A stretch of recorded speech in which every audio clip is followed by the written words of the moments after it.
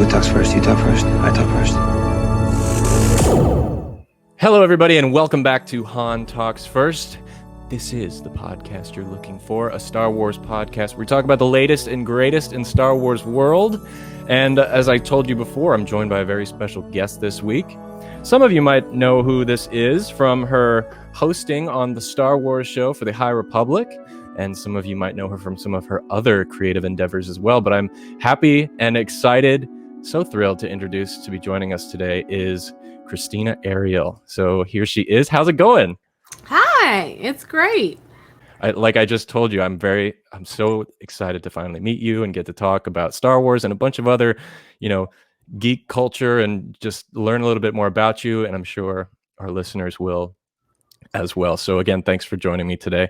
And I wanted to start off by just getting to know who you are a little bit more for people out there who might not know your name yet or just are curious to find out more about you. So yes, you are the host of the Star Wars show, but you do so much more. You're an actress, a singer, you're an avid player of tabletop games and does a lot of cosplay. So tell me a little bit about who Krystina Arielle is, and welcome to the show. Thank you again.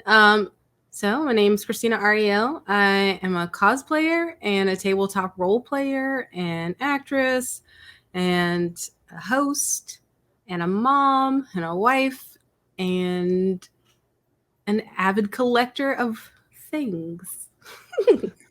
And what kind of things would you be talking about there? I have a rather extensive Doctor Who collection that I'm a very big fan of. I collect action figures. It's actually really funny. I have a bunch of nerd books, and I finally got to my stepson is 8, and he's at that point now where he's like, "Can I check a book out from your shelf?" Of course you can. Which one are you gonna get? How are the comic pages? Be very careful. And because I've got like a whole bunch of like old school X-Men comics, and then I've got like the Truth, Red, White, and Black, which apparently is a super hot commodity right now, Falcon and the Winter Soldier. And I'm really excited that I have them because I'd be really, really despondent if I did not know the backstory, but now I do. I just love pop culture in general. I always have, and I was made fun of a lot because I had a bunch of useless knowledge in my head. But now that's my job. That's great. Not useless. It's useful. So you're watching Falcon and Winter Soldier, and you're enjoying it? I am. I just got done with episode 4, and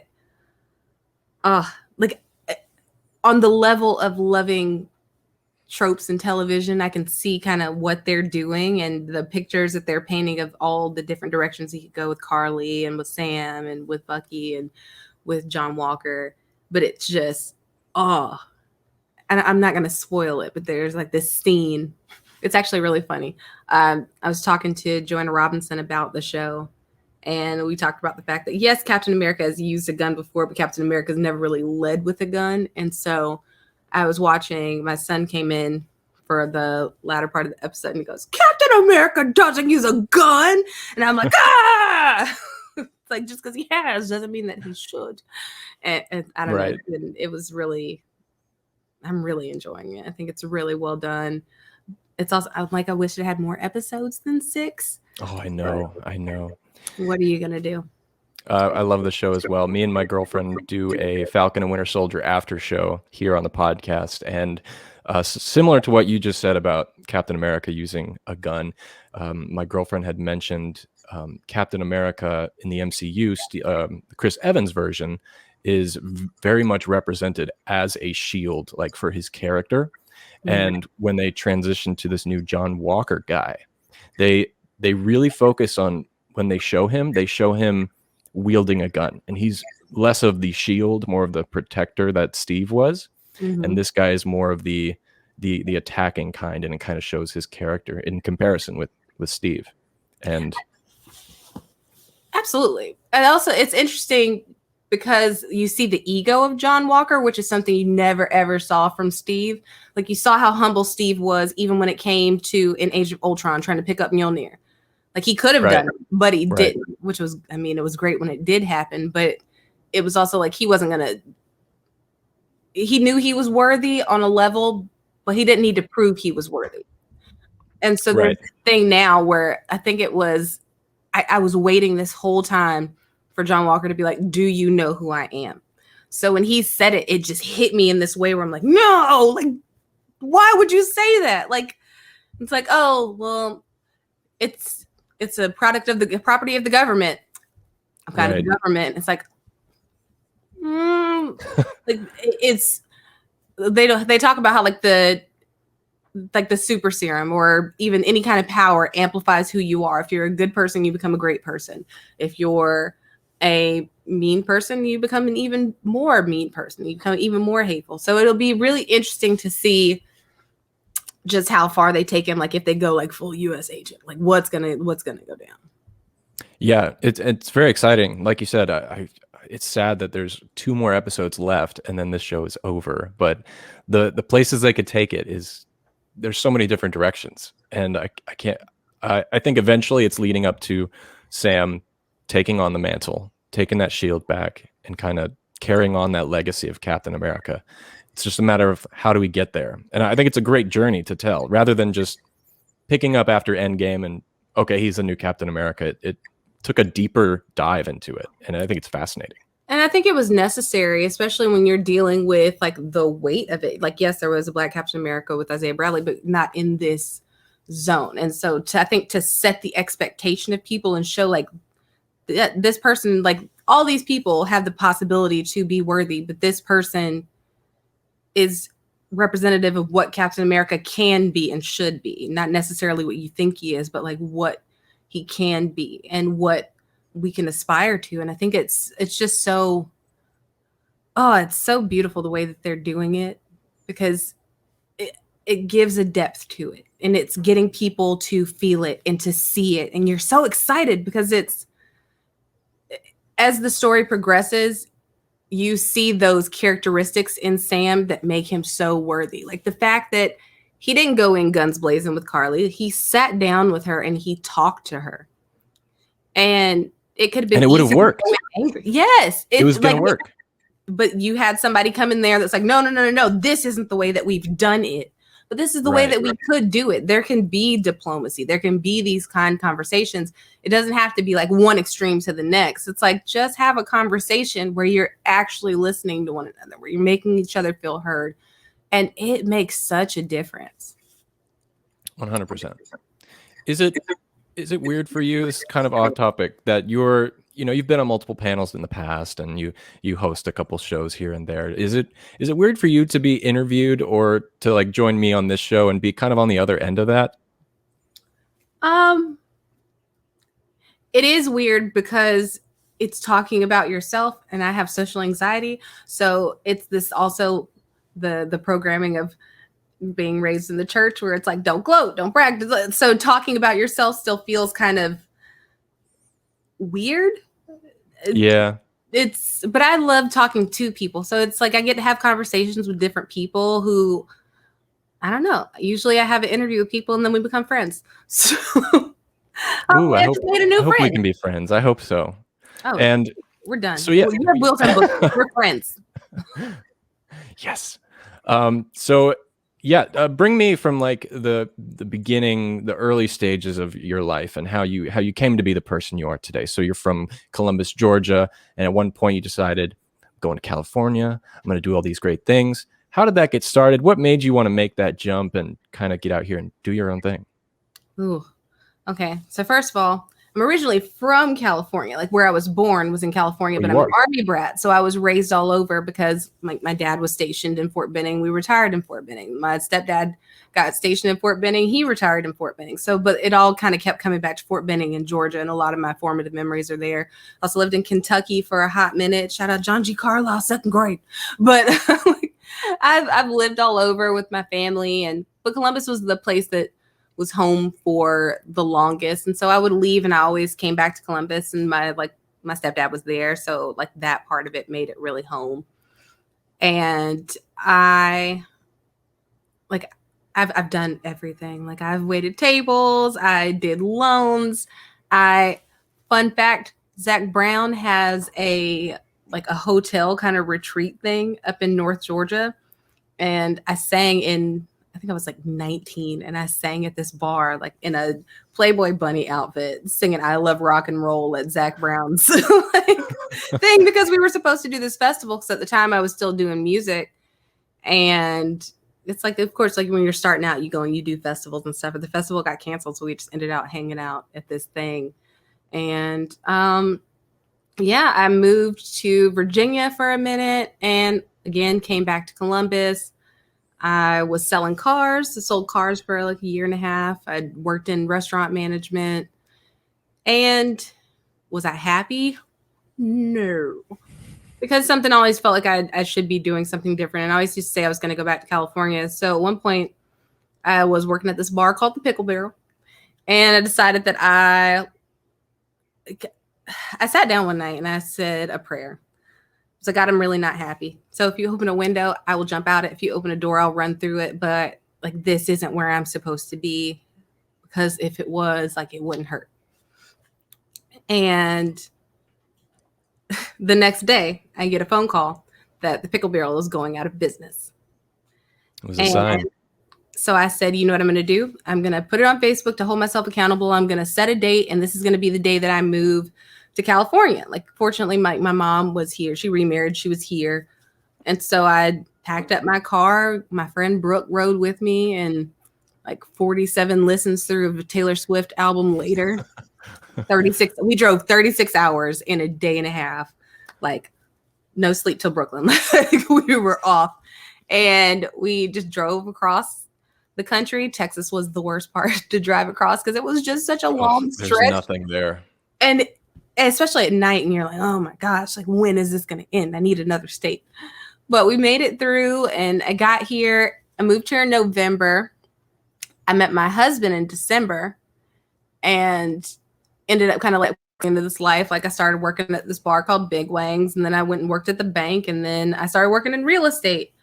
And while I was there, I got into this very like dress for the job you want, not the job you have. So I started dressing like in these like princessy dresses to work. I would come to work, and I would call my boss and be like, hey, it's Star Wars Day, or it's Star Trek Day. Like, one of the two. And I would come to work in costume because I was the receptionist at the time before I was the coordinator. So I would sit like at reception, like, hello, welcome, like just on 47 with all of my collectibles behind me, like at my desk, and occasionally boxes of Nerds, because those are just good for the soul. And I ended up I was like, oh, I used to say like, I'm going to go and I'm going to cosplay. And I was like, if I ever work in entertainment, the only thing I want to do is work with a big sci-fi property so that I can go to conventions free for the rest of my life. That was my hell yeah. And I ended up going to my first convention here, because my first convention was Dragon Con. And okay, so I had gone for St. Patrick's Day in I think 2011 with my friend, and all of a sudden we see people walking by and they've got like big furry tails, and you see like costumes, and I'm like, these are my people. I found them. And I did. So it turns out that our hotel was hosting MomoCon. So I ended up getting to like be around all this stuff, and I was like, oh, I'm coming back. And so we bought tickets to Dragon Con, got to like come back. And it was great because it was during the time that Spartacus was still on TV. So I got to see like Manu Bennett on a panel, and like, oh my God, I love Spartacus. So cool. And I ended up going to Dragon Con, falling absolutely in love, and was like, I did my first cosplay was Lieutenant Uhura, and I was like, I'm gonna keep doing this. But I didn't end up doing it until 2017 or so. And like, I got married, and I was like, oh, I want to do something fun. I'm gonna go to a convention. And so I like went all out. I did like a Gwenem cosplay, like, and had like veins coming up out of my face, and like that ended up hitting on the internet, I guess. And then I started getting more offers to do stuff. So I got my first Hollywood job with the Library Bards, and they were doing a video for their song, Now You Have the Bridge Spock. And so I got asked to play Lieutenant Uhura. It was like, who has a Star Trek uniform? I was like, I do. And so like I got to be her, and I remember standing on the set. I had lost my grandfather, who was a big Star Trek fan, and he was on the Enterprise when he was in the Navy, and so he got to watch the premiere of Star Trek and see the Enterprise on the Enterprise. Wow. And he was just so cool. Like, he took me to my first comic book store and everything when I was like 5. And he was so cool. When The Lion King came out, he took like the afternoon off work and took me and my sister to go see Lion King. And then as soon as it was over, he took us to Toys R Us and he let us get like a Walkman. And so me and my sister would like under his desk in their like my grandparents' law office with like these 2 headphones turned out so we could both listen to the soundtrack, like coloring our Lion King coloring book. And we're like, Grandma, look at all our Lion King stuff. It was great. That's a great grandpa. He was fantastic. And so like it was nice to like have my first thing that I did like kind of honor him and the thing that we loved together. But I stood on the set that day and I was like, you know what? Like, this is huge for me. Like, I got to play someone I admire. And I was like, if nothing else happens, if I never do another thing in Hollywood, I want Nichelle Nichols to know that this exists and I want her to know what she means to me. Fast forward about a month and a half, 2 months later, I get asked to do a convention and be at the table with Iona Morris, who was the voice of Storm from X-Men, the animated series. She was also on Star Trek. So she was on the Star Trek Alley. So who is sitting at the table directly to my right for 2 days in a row that I get to hang out with? Nichelle Nichols. Oh, no way. The second day that we're there, the video comes out. So there's a video of me watching Nichelle Nichols watch me play Lieutenant Uhura. And like every time I would walk by her table, she would go, pew, pew, pew, pew, pew. You got on my outfit because I was cosplaying Lieutenant Uhura. It was the coolest thing in the whole entire world. And she was so nice and so gracious. And like, I was like, oh my gosh, like that's a really cool sign and full circle moment. Keep moving forward. Yeah. And so I did. And then I ended up doing Cosplay Culture Magazine with my Wonder Woman and my Misty Knight. And I did a couple more conventions. I did LACC and I just started like cosplaying and I was like, oh my God, I'm just going to do all the characters I've ever loved and it's going to be great. So I did. I wasn't like, oh, I'm a professional cosplayer. I was just like, oh, I like to cosplay. And then I kind of by proxy became a professional cosplayer because I guess that's technically what you're printed. So that's the thing. And so I was into that. And then I get a friend of mine was like, hey, I want you to meet somebody and introduce me to Satine Phoenix. And she was like, oh, we went to lunch and she's like, have you ever played Dungeons and Dragons? I was like, no, but I want to play so bad. I was like, I've always wanted to play. And she's like, okay. And then a couple months go by and she goes, hey, do you want to be on my show Sirens? I was like, okay. Like, sure. I've always wanted to do this. So I played my very first game of D&D live on stream. Wow. And, like making up songs, getting into character. Like, right. That character, Ariza, is now a playable character in the video game Idle Champions. So cool. Like play her and like have her skin. So the wings are kind of for her and for Bob. I went from doing Sirens to working with Critical Role, doing Handbooker Helper and doing Honey Heist and playing Bear Posset, who was a gravelly voice bear. She was fantastic. I loved her. And then doing Dimension 20 and playing Barbarella Sarsaparilla Ganglin or Bob. And I just fell into making really cool characters that made me feel really great. And then I started just kind of branching out to other stuff. I'd get other opportunities. I started hosting with Nerdist for some things. And I essentially, when I left my job in real estate, it was like, I don't want to do another job right now, like at all, unless it's in entertainment. I'm going to make my money that way. And I've pretty much had a gig a week since I left. Wow, that's good. But I've worked, I can't tell you the time that I actually took a break where I took a break I had a baby and I was still working. If you look at a lot of my work that people still post and some of the gifts, I'm pregnant in like half that stuff. And it's like being a mom and balancing that. And I gotta hustle. It is, but finding out I was pregnant was weird because we bought a house and then like a week after we moved in, I found out I was pregnant.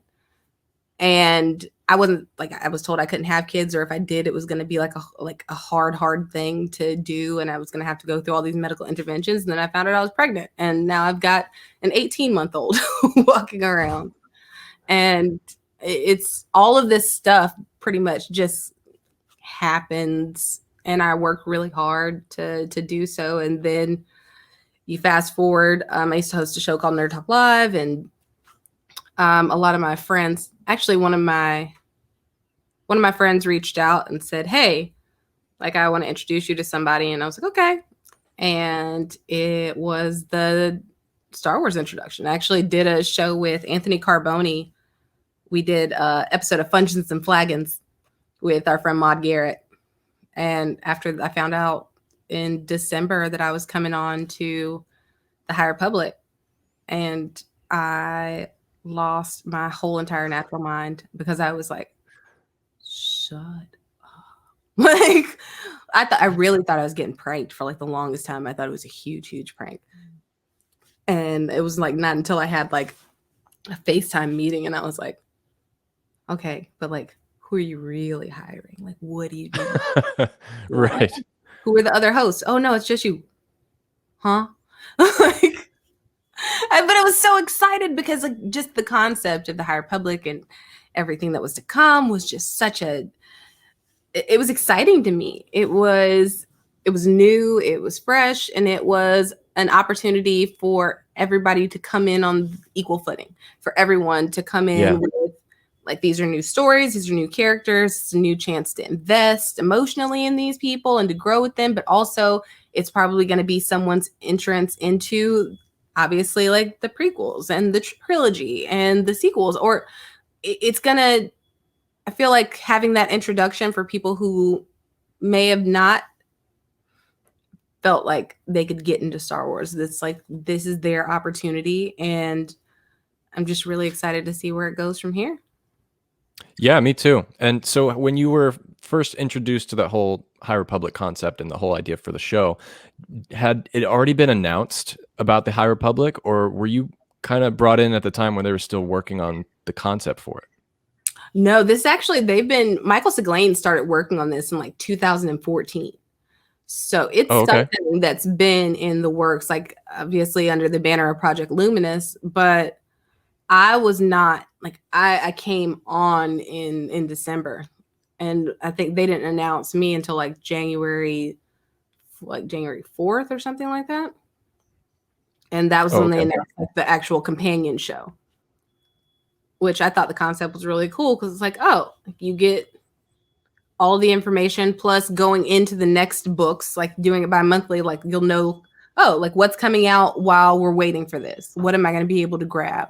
What books am I going to be able to get with comics? And what's up with Buckets of Blood? Books of Blood. So, well, I loved your story, first of all, of kind of what made you who you are today and all the struggles you've been through and kind of your move and everything. I actually related with a lot of it. I'm also a musician, and I've also done every job you can think of that you absolutely hate, and just so I can get to do things I love, like this, like talking to you and, you know, just geek stuff, Star Wars. But do you have a Star Wars story, something that made you so excited about when you got that call? Like this could be like how you got into it, or what the earliest memory is of it for you. So I'd love to hear it. So I've told this story. So if you've heard it for the second time, I'm sorry, but facts is facts. So my first big time that I can remember seeing Star Wars was the Ewoks. I loved the Ewoks when I was little. I thought they were so cute. And like, that was my like, oh, I like this. The TV show, right? Mm-hmm. Okay. So because I was born in 1986. And so like Saturday mornings, like that's what you were seeing. And I think it was when I really got hardcore into it was the first one I saw in the movie theaters, which was episode 2. And I was so excited about it because it was my first Star Wars movie in theaters. So that movie is always going to have my heart because it's the first one where that's the first time I heard like in surround sound, like, and it does something to you. Like I still get that same feeling. Like when I saw Rise of Skywalker was one of the first movies I went to see after I had my baby. It was my first night out at the theater, and just to see like, just like watch the words scroll and see that familiar print and like feel it. There's just something about seeing a Star Wars movie in the theaters, and it changed my trajectory with it. And I have a best friend. His name is Jamil. And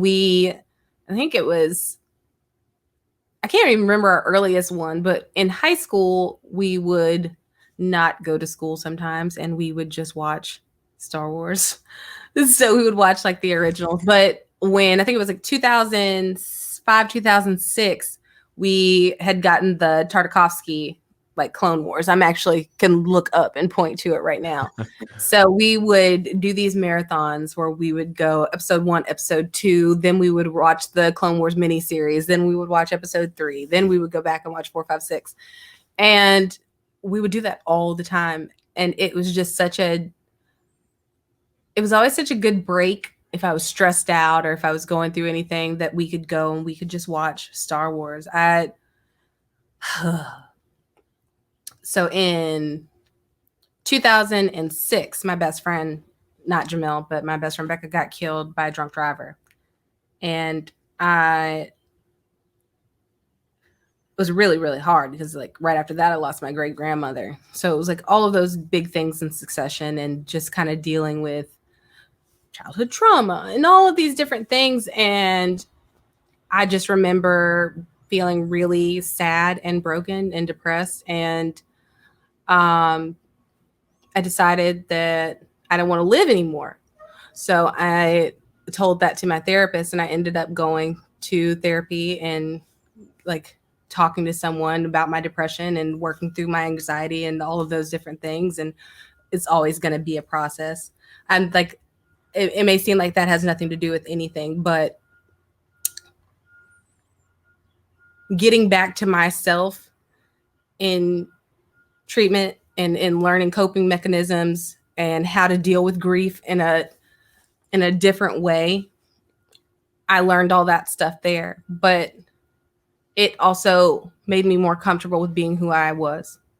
And who I am at the core is a person that loves pop culture, that loves geek culture, and those parts of myself that I was embarrassed to show because I'd been made fun of for them and held on to that kind of stuff. And like getting treatment for myself helped me delve into the things that are my passions and to honor my passions and to love my passions. And this is one of my passions because it is tied to all the things that I love are tied to people that I love. So it's 2010 watching Star Wars with my grandparents on a visit to California. It's watching Star Wars with Jamel. It's seeing the movie in theaters. It's been a safety. It's been a safe place for me. And I think one of the things that I think about a lot is so many people found solace in those rough times in Star Wars. Yeah. It was something where if you were teased, you could go and you could find a group of people who had common interests that didn't think it was weird, that thought, oh, wow, that's cool. It's how I got Jamel. Like I wouldn't have had this friend to go through those things with if we didn't have this thing that bonded us outside of the fact that we both thought each other was cool. Even if nobody else really did and thought we were weird. And I think it's been therapeutic for me. Even going into like reading the High Republic books now, like there's this constant, and even in all of Star Wars, there's really this constant thread of grief. And I've dealt with a lot of grief, especially recently. And we all have, honestly. We're stuck in this pandemic with this constant overhanging threat. And it's depressing and it's sad. And sometimes we need our passions and the things we love to bring us back to who we are. 100%. And I think even from my extremely low points to the high points of getting a job of my dreams, I needed every single low to appreciate it. And it's a part of my story. That part of my story it's big because I wouldn't be here to enjoy this thing that I love. I wouldn't be here to be a part of this thing that I love in a way that the person who thought that she didn't deserve to be here anymore is able to enjoy now. Like if it had not been for that treatment, this girl would not exist. This woman would not have this job. This woman would not be in this position. And so all those things really tie together to create my Star Wars story, to lead to the day where after I moved to California, I went for a walk with my family and we saw the Rogue One premiere set up. And I said, I'm going to be there one day. I'm going to be on a red carpet for Star Wars one day. To fast forward to Solo, and I got to model for Elhofer on the red carpet at the Solo premiere. And then fast forward to now where I work for Star Wars. So, I mean, I think the big thing of that is I wouldn't have been in those positions if I still believed myself unworthy of what I knew I was capable of. I wouldn't have gone to the Rogue One premiere and I walked up with my family and saw it being set up and said, I'm going to be there one day. I'm going to be at a Star Wars premiere. Also, those ships are really cool. Fast forward, I'm at the Solo premiere and standing under the Millennium Falcon dressed as Lando Calrissian, flanked by 2 Lando Calrissians, by Donald Glover and by Billy D. Williams. Fast forward to now, and I work for Star Wars, which is just a really strange and beautiful thing that I appreciate a lot more, because I know that there's always, all of your choices lead to something. And I could have stayed in Columbus. I could have just resigned myself to, this is the best that I can get. But I didn't. I kept dreaming and I kept hoping. And for a story that at its core is about hope, like the story that George Lucas was telling was a story of hope and what could be, even in the face of grief, of growing up with a war raging, with all of these things happening, you can still do incredible things. You can still do things beyond your wildest dreams if you are willing to step on faith and seize your destiny in a way. And I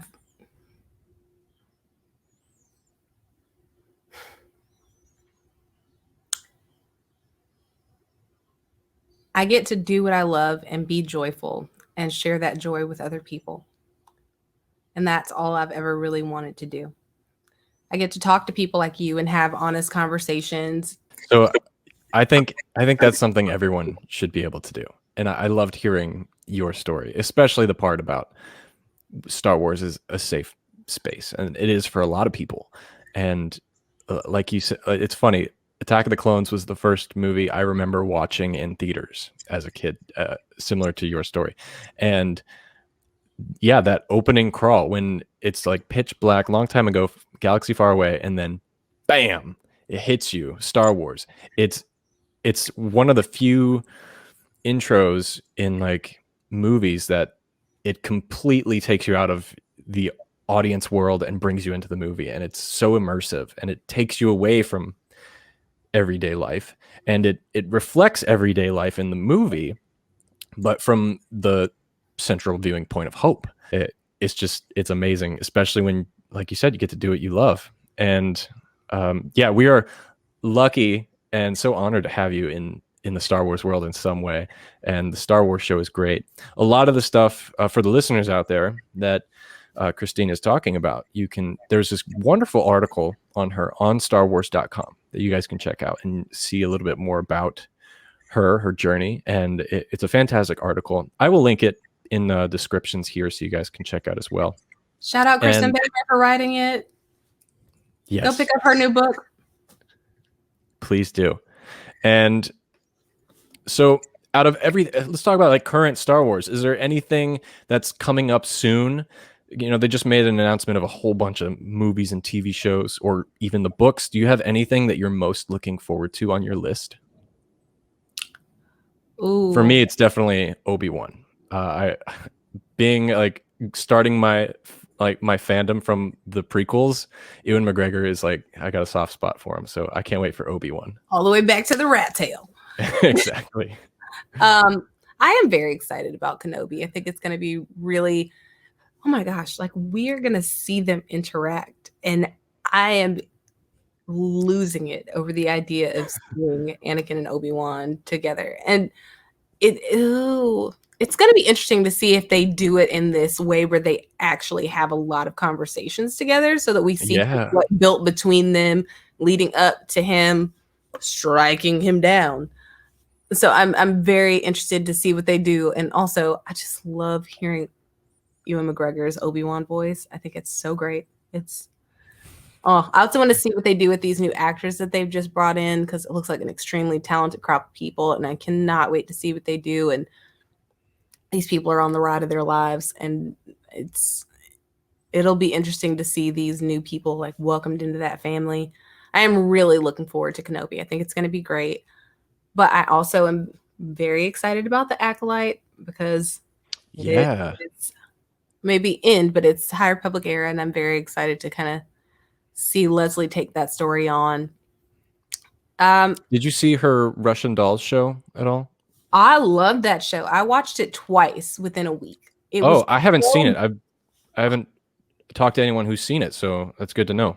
It is such a clever show. I also love Natasha Lyonne because she was in one of my favorite movies of all time, But I'm a Cheerleader, which was one of my like stay up late catch on Cinemax movies, because it's like it was a lesbian story, so they put it on after dark. But it's a great movie. It's fantastic. It's great because there's this scene where RuPaul comes out and he plays one of the counselors at this conversion therapy camp. And there's this one line. Every time I think of this movie, it's him running out going, 3 times up in 20. Which is also fun because RuPaul was at the solo premiere with Thandiwe Newton. So it was really cool. Oh, he was? Yeah, they're like really close. Wow. And RuPaul's amazing. It was such a moment to see like them walk in, and they're both like these tall. He is tall. Yeah. But she is just like, my friend was on the other side and she was dressed as Val. So we were like, if you see her, like point over to the other one. So she gets to like she's taking a picture with her, and all of a sudden she's like, and you see her like, oh, my friend is over there. And Thandiwe Newton in her heels and her dress runs over across the carpet to me, like gives me a hug. And we had a moment, and I was like, before I knew that Val wasn't going to give me more, but it was nice. That would be, I would actually really would watch that if they like did a deep dive into her, and it was like her and Woody Harrelson. I would watch that. I would too, 100%. That too could be a Star Wars story. Sure, why not? Solo 1.5, I guess. Oh, well, it'd have to be before. Before, yeah. I mean, obviously, unless we're getting weird with it. Why not? I would. So when you were at that solo premiere, you were in cosplay, correct? So I wanted to ask you a little bit more about your cosplays, and specifically, how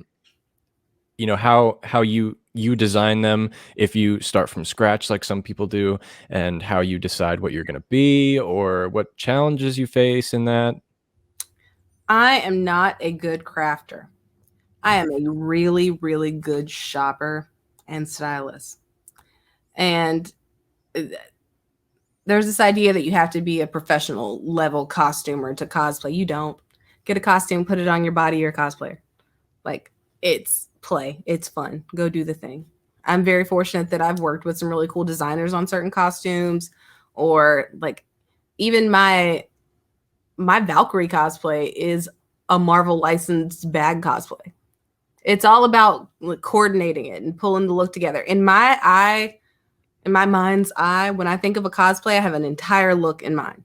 From the makeup look that I want, from the sharpness of the eyeliner, to what my hair is going to look like. Am I going to do this character with an afro? Is this character going to have braids? Like, what am I going to do? Am I going to color my hair? Like with our Totally Spies cosplay that was made by Castle Corsetry that I did with Alicia Marie Body and Utahime cosplay, Brianna DeCoster, and with Alicia Marie. Like, those were suits that we had fitted and sized, and also like don't put any chemicals or color in my hair. So I had to use a can of like spray to turn my hair this like blondish gold color. So that was fun. But I'm always thinking about what I want, like what I want to feel like when I wear these costumes. Yeah. Like Wonder Woman, when I put on Wonder Woman, I am listening to Beyonce. I'm walking through, like, there is a power that comes when you put that suit on, especially when you're walking through a convention with a shield and a sword and your back is straight and you are just in it. And it is. And it looks great. I saw it on your Instagram. It is powerful. That was a great one. I love that cosplay. And I've done it a couple different kind of iterations of it. Like I did like a pop art one at LA Comic Con. And then for Long Beach, it was like a Long Beach Comic Con. I did, LBCC. Yeah. I did an amalgam age mix mashup where the makeup was Black Panther, but the costume, of course, DC. So it was just kind of, like the amalgam age cool. where they would have like like it would just always these like Wonder Woman and Storm, like all of these really cool costumes. And so I thought it would be cool to like be Wakandan Wonder Woman. So that is so cool. Yeah. One of my absolute favorites. And that's the one with the picture on the stairs with the kind of thing. I don't know if that translates, but no, I love to do characters that I've looked up to since I was a child. So when you see me doing characters like Storm or Misty Knight or Monica Rambeau, like I wanted to do Monica Rambeau for the longest time. I ended up not doing her until 2018. And so like you have to imagine now like going into WandaVision and finally seeing like Monica Rambeau and you're like, yeah. Yes! It's God, what a joy. Who was great, by the way. I loved her in WandaVision. Tiana Paris was also on this show with Ron Perlman. It was one of Amazon Prime's earliest original series. It was called Hand to God. It was them and Dana Delaney, and she was really, really great in that show. And it's a super underrated. Oh, okay. It's really, I haven't even heard of it, so yeah, I'll have to check that out. Hand to God, and it is. Oh, it's like this man like thinks he's talking to God, and it's really interesting. What's that other one? There's one, I think it was Hulu, and it's the guy from Burn Notice. What's it called? It's called Burn Notice, and he I don't know, but it's about a family of like they have like a psychic business. It's really funny. Oh, interesting. My mind does this thing when I start thinking about one thing, and then let's go down this little loop of what else they were in once upon a time. Do you remember that show The Pretender? Was like that dude, and his name was Jared, and he would pretend to do all these jobs like race car driver, but he was also on the run. I don't know. He was on NBC and like. I don't honestly. I don't watch a lot of TV. I stick with like Disney Plus, and that's about it. I wish everyone talks about TV all the time, and I never know what they're talking about. But I'm an old lady. I've watched a lot of it. Well, I want to be respectful of your time. There's tons of stuff I wanted to ask you about, but more specifically about some of the, I guess, other shows that you work on. If you want to share any of that, so like where people can find you and stuff too, and if there's also any projects you're working on or in the middle of that people can check out as well, I'd love for you to share it. Well, we just got the announcement that Twitch is bringing us back for season 2 of Into the Motherlands, where I play an android named Captain Sila 919, who has weaponized hair. It's fantastic. Ooh. She has braids or an afro. She charges herself. Like one of her braids will turn into like a charging port. It's really great. The first season is on YouTube, and it's also on Apple Podcasts or Spotify if you like to listen that way. And that's my big thing that I've got coming up on Wednesdays. I just got done doing a show called Idle Champions Presents that kind of coincided with the rollout of my character in the game on Idle Champions, which is really fun. Most of those people that you see in game, like most of the characters in the game, are people I've played D&D with. So that's kind of cool to like see the characters kind of moving around, like playing with Satine Phoenix, who plays her character in the game is Blanya. Her first her first D&D character ever is in the game. So like to have your first D&D character, Joe Manganiello's character Archon the Cruel is in the game as well. And it's really cool to just kind of like, that is so cool. You're playing with your friends. Yeah. Other stuff that I'm working on. And we go back to filming the High Republic show. We've got a new episode coming out next month. Backlog. You can check out Dropouts Dimension 20 and watch Pirates of Leviathan. You can check out Sirens of the Realm. Oh, Sirens of the Realms is coming back as well. So we're going to have a 6-episode arc that's going to be coming out on Fridays. So I'm not doing the entire season, but I will be there for part of it. And yeah, just follow me on Twitter and Instagram. And I usually am like, hey, I'm going to do this thing. And you can watch it or you can. You do a lot of great stuff. It's inspiring to see. It seems like you're the kind who's always working on something, always creating, which, I really admire, and definitely a great role model for other people out there. So thanks for doing all this great stuff for people to watch and enjoy. And also homeschooling. Oh yeah. And with that note, like, if there was one thing that you could leave all the listeners or viewers with today, whether it's a word of advice or something inspirational about you that you've experienced, what would that be that you would want to leave people with about yourself? How you treat people matters. People, the kindness that you put out into the world reverberates through the world. And even if you aren't putting it out, hoping it comes back to you, in a way it will. So be kind. Cheer for your friends when they win. Remember that someone else's success is not the absence of your own. Like, go find the thing that you love, follow your passion. And maybe you're not going to monetize it, but you're going to do it. And just find a place to put your heart. Very well said. But yeah, thank you again so much for joining me today, having a little conversation on my show. It was such a pleasure to meet you, to get to talk with you a little bit and hear your story. And I'm sure some of the listeners will be such a fan too, and check out some of your other work as well. And again, for anyone listening, you can check out links to her in the description below, social media, other projects, and we will, stay in touch and hopefully earn a friendship from this and see where it takes us in the future. But this was great. So thank you so much. My pleasure. Thank you again for having me. Okay, everybody, that's the show for today. I hope you had fun, hope you learned something, and I hope you'll join us again soon, because we got tons of great stuff coming up in the future. We got the Star Wars show every Monday, where I do a live stream on YouTube, Twitch, and Facebook. You can come interact with me, or you can listen on the podcast. And every Friday, me and my girlfriend Chris host the Marvel talk show, where we talk about Falcon and Winter Soldier, Loki, WandaVision, all that great stuff. So you can join us there too. How great was Krystina Arielle? If you liked this episode, I would love to know what your favorite parts were. Comment down below if you're watching on YouTube. If you're listening on podcast form, please be sure to rate and review this show. It helps out so much. And follow so you can be notified when we have future stuff come out. And I can't wait to see you all again. So now, somehow, some way, somewhere this week, may the Force be with you. So who talks first? You talk first? I talk first.